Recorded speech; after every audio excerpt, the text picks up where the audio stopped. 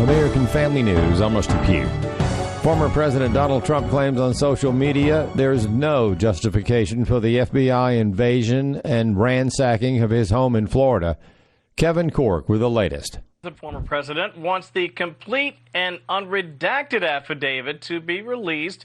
That affidavit, of course, was used to justify the unannounced raid of Mar-a-Lago. The president addressing this on social media, Truth Social to be exact, he said, in the interest of transparency, I call for the immediate release of the completely unredacted affidavit pertaining to this horrible and shocking break-in. This is all happening as congressional Republicans are warning the White House and the DOJ, for that matter, to maintain all records and documents related to the unprecedented raid, says Ohio's Jim Jordan on Twitter. Preserve your documents.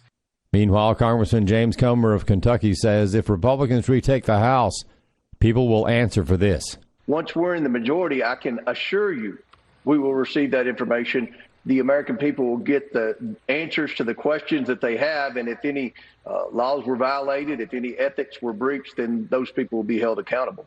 A school district in Michigan is being told by an outside consulting group that children who come from intact families are privileged and are therefore an obstacle in the path of so-called equity. Steve Jordahl reports. The Farmington, Michigan School District hired US2 Consulting, which said teachers who resist diversity, equity, and inclusion should be reprogrammed, and that part of the problem is what it calls systemic familialism, or assumptions that reveal prejudice, stereotyping, or discrimination on the basis or assumption of family structure. James Muffett of the Student Statesmanship Institute says it's all part of the woke breakdown of the family. The traditional family, you know, mom and a dad and kids, and they call that systemic familialism, which is a pejorative term to say that's so outdated, that is so wrong. US2 also recommends teaching alternate history, like the 1619 Project, which reframes U.S. history as revolving around slavery.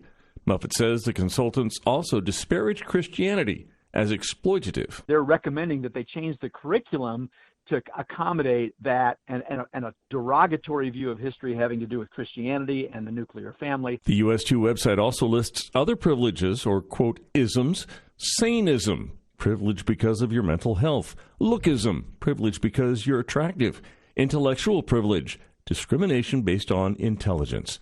The Farmington School District spent $75,000 on the consultants, and Muffett says it's very likely to accept the recommendations hook, line, and sinker, although to date they have not publicly committed to that.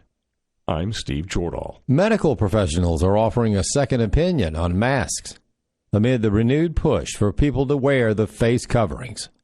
Chris Woodward has more. The stated reasoning for face coverings is that they help combat the spread of COVID-19. But Twyla Brace, a registered nurse and president of Citizens Council for Health Freedom, says masks do not work. And yet we have schools and places such as San Diego remasking children. We have Connecticut as well saying that children should be masked. There's all sorts of folks who are choosing to still live in fear or still impose mandates on life on ordinary people who just don't know. Fox News medical contributor Dr. Nicole Saphier also questions the need to push masks again. It doesn't make sense that you are still having people having mask mandates in the United States, especially children, who the far overwhelming majority of them have already had COVID. It's time to move forward. I'm Chris Woodward. Meanwhile, a lot of companies may be regretting their decision to force employees to take a COVID shot.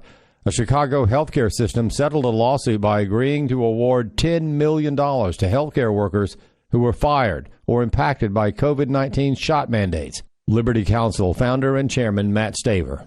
Many employers did the exact same thing with a jabber job, no religious accommodation provision. So when we filed suit, they resisted, but as we went more into discovery, it was pretty clear they didn't have a basis and they would lose big time. More news online at afn.net. I'm Rusty Pugh.